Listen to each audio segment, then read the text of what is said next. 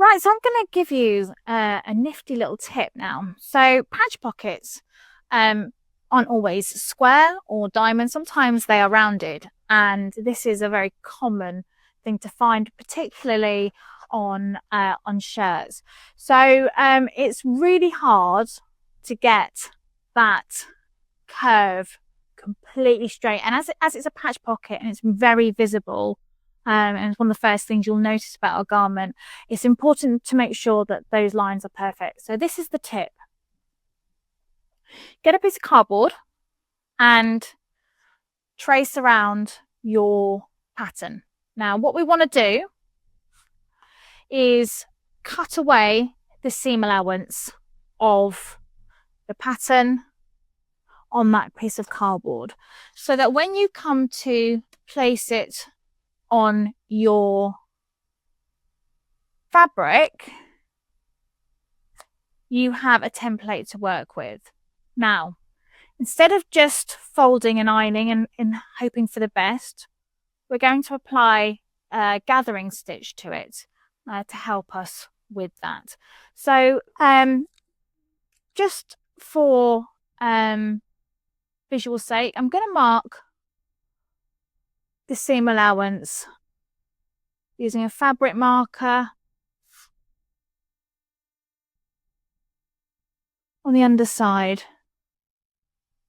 Okay, and then I'm going to take it to the sewing machine and I'm going to run a basting stitch all the way from the top around the bottom and up through to the other side. Okay, and I'm going to do it about midway in the seam allowance. I guess one thing to note, which is really quite important, is probably not a good idea to start off by doing the facing if you're going to use this technique. You want a completely flat piece of fabric. So I'm going to run that basting stitch, which is a long running stitch, no reverse at the beginning and the end, and I'll show you what to do next. Okay, so I've now done that gathering stitch, and what I'm going to do is I'm going to find the tail threads that have come from the spool from the top of your sewing machine, because if you pull that tail thread, you'll notice that the fabric will start to gather up. Okay, so I'm going to just pre-gather this.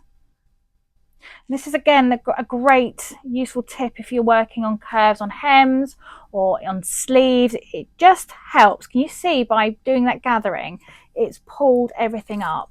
So what I'm going to do now is place my cardboard template into the pocket, and I'm going to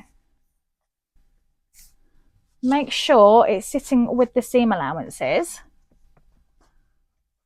Okay, and I'm going to continue to pull that top thread into position to gather it all up. And if I now turn this over, it's a little bit fiddly, but if I now turn this over, can you see that you have got an absolutely beautiful rounded curve here to your pocket, and then you can finish off the side seams by taking out the gathers.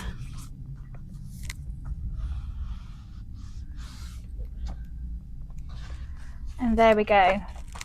That is now ready to be sewn on.